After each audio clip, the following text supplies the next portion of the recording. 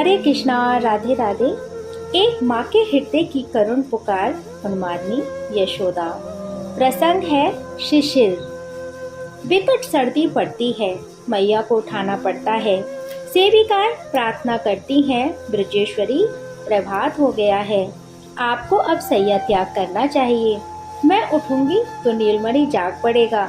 मैया अपने अंक में तकिया दुबकाए उसे थपकी देती रहती हैं। वह तो तकिया है, अंततः सेविकाओं को कहना ही पड़ता है, तकिया। मैया झुककर मुख देखना चाहती है और तकिया देखकर झटपट उठ खड़ी होती है। इसे अपने आलस्य पर खींच जाती है, किंतु कोई बात स्मरण रखना इसकी शक्ति में नहीं रहा है, अतः शीघ्र ही सेवकों पर खींचने लगेगी। इतनी सर्दी में भी मेहर को बालकों पर दया नहीं आती। स्वयं उन्हें तो बड़े प्रातः यमुना स्नान का व्यसन है ही, बालकों को भी जगा देते हैं। सुकुमार बालकों को सर्दी लग जाएगी, यह बात ही नहीं समझते। सेवक सेविकाओं के समीप इसका कोई उत्तर नहीं है। वन में खुली धूप में आपके कुमार खेलेंगे, कोई भी गोपी आश्वासन देगी। नीलमणि खेल में लगने पर सब कुछ भूल जाता है। अंततः बहुत देर धूप में रहने पर आजकल भी कष्ट तो होता ही है। बालकों को कहाँ स्मरण रहना है कि उन्हें कब छाया में चले जाना चाहिए। मैया को कोई आश्वासन संतुष्ट नहीं करता। वन में वृक्षों के नीचे धूप छांव में खेलते बालक प्रसन्न होते होंगे। कोई गोप या गोपी मैया को समझावेगी। सायकाल शीघ्र आ जाएंगे। आजकल दिन होते ही कितने बड़े हैं। दिन चढ़ने पर जाते हैं, वन में पहुंचते ही दोपहर हो जाती है। थोड़ी देर बालकों को खेलना चाहिए। नीलमणि को खेलने से मैं कब रोकती हूँ, मैया थके स्वर में कहती है, किंतु वह खेल खेल कर थक जाता है। सर्दी में भूख लगती है लोगों को, किंतु वह एक पक्षी जितना भी नहीं खाता।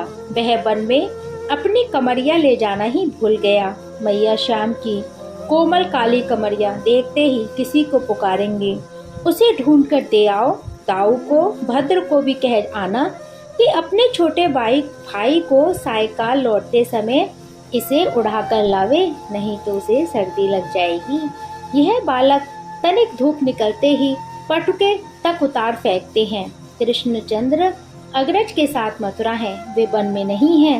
गोपों को कहना ही पड़ता है, क्योंकि शीतकाल में जब वायु का वेग बढ़ता है, मेघ छा जाते हैं या वर्षा होने लगती है, मैया की व्याकुलता बहुत अधिक बढ़ जाती है।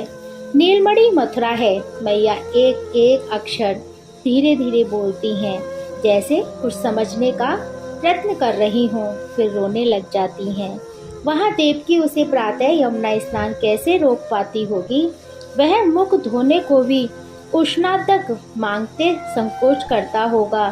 शीतल जल से उसके कोमल कर चरण ठिठुरते होंगे। वहाँ वह किसी की गोद में दुबक कर सायकाल भी तो नहीं बैठ पाता होगा। मथुरा के बड़े ऊंचे भवन सुनती हूँ, वहाँ धूप काहे को मिलती होगी। नीलमणि दिन भर छाया में रहता है, मैया के नेत्र सूखना ही नहीं जानते। अब वन में वृक्षों के नीचे धूप छांव में खेलने का सुख भी उससे छूटा। मेरा नन्हा सा सुकुमार संकोची लाल राजसभा में सिकुड़ा सिमटा बैठा रहता होगा। मथुरा में कहीं धूप मिल सके ऐसा स्थान कहाँ है। मैया गोपों से ब्रजेश्वर से बार बार पूछती है। नीलमणि को वहाँ महाराज उग्रसेन बैठने देते होंगे। कोई उसे हाथ धोने को उष्णादों तक जल देता होगा। उसकी कमरिया यहीं रह गई है, इसे तो मथुरा उसके समीप भिजवा दो। मैया बार बार श्री नंद बाबा से अनुरोध करती हैं। मेरा लाल ठिठुरता रहेगा, किंतु किसी से कुछ कहेगा नहीं। मथुरा में रत्न कंबलों का अभाव नहीं है। वासुदेव जी और महाराज उग्रसेन श्री कृष्णचंद्र को प्राणों के समान मानते हैं। मैया को समझ में यह बात नहीं आती है, किंतु वह इसे समझकर विवश बैठ जाती हैं कि मथुरा में इस प्रकार की गोपों की कमरिया ओढ़ने से लोग उसका उपहास करेंगे। कमरिया मथुरा में काम नहीं देगी, उसे बुला दो। इस शीतकाल में 4 दिन यहाँ रहकर कुछ खा जाए तो तनिक पुष्ट हो जाएगा। जैसे कोई बहुत दरिद्र भिक्षुक याचना करता हो, ऐसे स्वर में मैया याचना करती है। वह आवेगा, स्वयं आवेगा। बाबा नेत्रों में अश्रु भरकर कहते हैं, हमारे बुलाने से उसे संकोच होगा। मैया क्या करे, वह भरे नेत्रों से आकाश को खोदने लगती है। एक माँ के हृदय की करुण पुकार, उन्मादनी यशोदा। इससे आगे का प्रसंग हम कल श्रवण करेंगे। जब तक के लिए हरे कृष्णा, राधे राधे।